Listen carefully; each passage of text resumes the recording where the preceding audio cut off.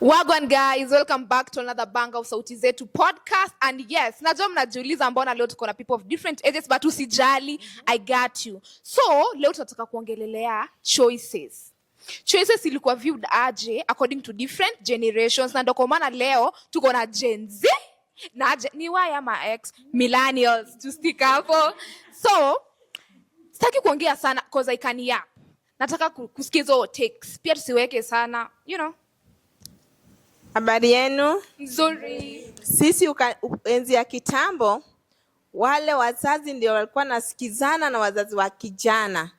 Wazazi wa kijana wanakuja huku wanaongea na wazazi wa msichana, alafu wanapanga na siku na wewe una information yoyote.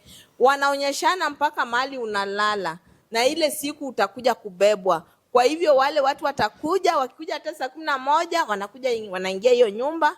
Wanakubeba kama unalalanga uchi, unabebwa hivyo hivyo. Unapiga nduru, hakuna mtu anakusaidia na hakuna mtu anakusikiza. Bora tu akufikishe kwa ile nyumba ya kijana, wewe uanzange maisha huko na mamako kesho ama kesho kutwa wanaletewa mali. Wanaletewa kama ni hizo ng'ombe ama tumbuzi na wanafurahia juu wamepata mali ya msichana wao. Na wewe huko unapata tu shida. Hiyo ni moto. Okay, na mimi nikiongezea, naitwa Marilyn. Pia nikiongezea vile Ana amesema, nimeshaolewa. Kama mwanamke singekuwa na choice over my body, over my Kenya nataka kusema uamuzi wangu kwa hiyo familia. Ulikuwa unapata maybe niko na ile marital rape, siwezi enda kureport. Maybe nimechoka na hiyo marriage, nataka kurudi kwetu. Naambiwa tu vumilia, nitaanza kuchekwa na the society ati msichana wangu alienda akarudi. Na hiyo imechangia sana maneno ya wa mental well-being. Watu wengi wa kitambo walikuwa na suffer in silence na wako wanaweza kujiongelelea. So vitu kama hizo tukikompea na saa hii vile watu wanaongea, pia wanaume naona wakidhulumiwa wanaenda kureport, naona iko na tofauti kubwa sana. Yeah. So what I'm getting ni ati kitambo hizo stories za choice hazikukua kabisa. Lakini sasa mimi ndakwambia I know my rights. You are informed. Women empowerment. If you know, you know. So tunataka kusikia takes sasa za Gen Z. As we have a lot to say. Hey, let her start. Naitwa Grace. Mimi na feel niko na choice ya kufanya kitu yote nataka. Niko na choice ya hii mwili yangu. Hata sasa nikitaka kwenda BBL naenda. Nikitaka kufanya chochote nafanya. Nikitaka kuolewa na miaka 40 naolewa.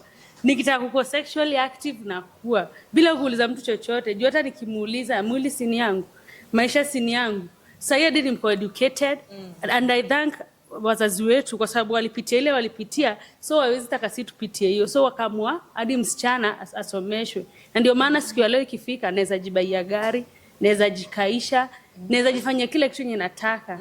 Bila hadi kuangalia ati society inaniambia nini, ati society inataka nini. Ni mimi na choice yangu. Ni mimi na my body. Ni sisi na our body. Yeah. And to add of that, I can say my body, my choice. Yes. Mimi naweza sema kwa saa hii in our modern society unapata dem saa hii vitu zimegrow, so kuna contraceptive, kuna women empowerment. Wase wameempower about kutumia contraceptive, kuzuia kupata watoto wengi wenye uwezi manage in terms of financial stability. And pia choices zenye unaweza make like getting married, of which venye wazazi wetu walipitia. Unapata sisi sahi kwanza mnaanza first mna date, then ndo unajua huyo msee kabisa, then ndo mnaingia into marriage, of which hapo utakuwa umelani huyo msee ndo muweze kuendelesha hiyo marriage. Si mnasikia venye sisi tuko na information mingi.